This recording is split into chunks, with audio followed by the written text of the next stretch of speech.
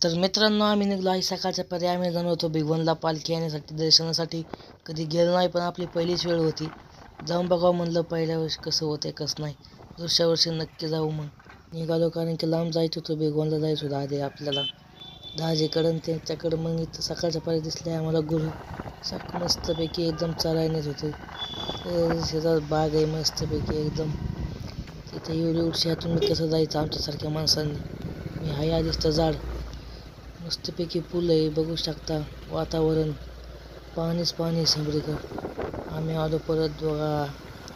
कसं आहे फिरायला जावं कुठंतरी मस्तपैकी. तिथं ओळणं बघून मला तर पार आलती गेली. आलो आम्ही. जाताना खूप काही मस्त नद्या हिरवागार परिसर आहे, बघू शकता तुम्ही. मित्रांनो, मी आहे लोणी व्यंकनाथकडून. सहर्ष स्वागत. कुठे आहे तुम्ही आता?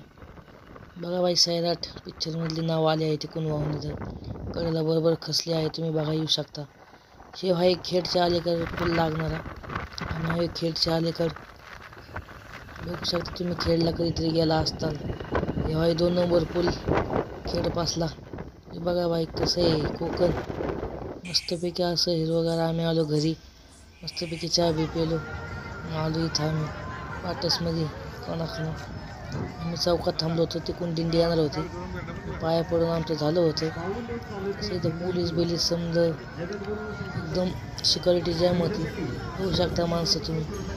भरपूर असे तरुण तर काही दिसणार नाही तुम्हाला त्यात. वारकरी बघू शकता, काही झोपले आहेत, दमले असतील. खूप असे वारकरी बघू शकता तुम्ही. कधीतरी येत जा, मन मोकळं होईल.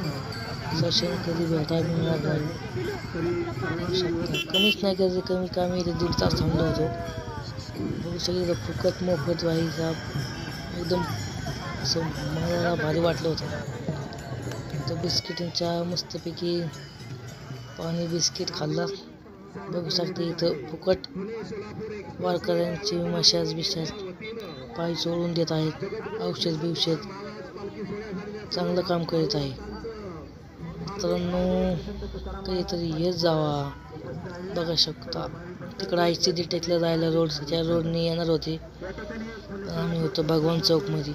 टोल नाक्यात अलीकडेच थोडं पाय पडून झाले असल्यामुळे. पण कसं याला बसू कटाळा आला. मरणाचं काळ पडलं होतं. ऐकू शकता मस्तपैकी इथं वारकरी गाणे बिणे म्हणत आहे.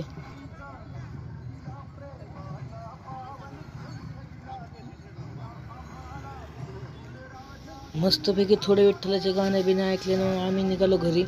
इथे थोडे वारकरी नाश्ता बिष्टा काही जेवत असतील, भूक लागली असेल. तर वारकऱ्यांना कटाळा आला म्हणजे चला घरी. मग आता आम्ही निघालो घरी. चला म्हणलं आम्ही आता दुसऱ्या साईडला रोड क्रॉस करून टोल नाक्यात. पण मित्रांनो, ब्लॉग आवडला असेल तर लाईक सबस्क्राईब नक्की करा. आणि पुढला ब्लॉग बघायला विसरू नका. ती बघा मुंगीवाणी माणसं बाई दिसली असतील तुम्हाला तिथं घाटात. तर भेटूया मित्रांनो पुढल्या ब्लॉगमध्ये.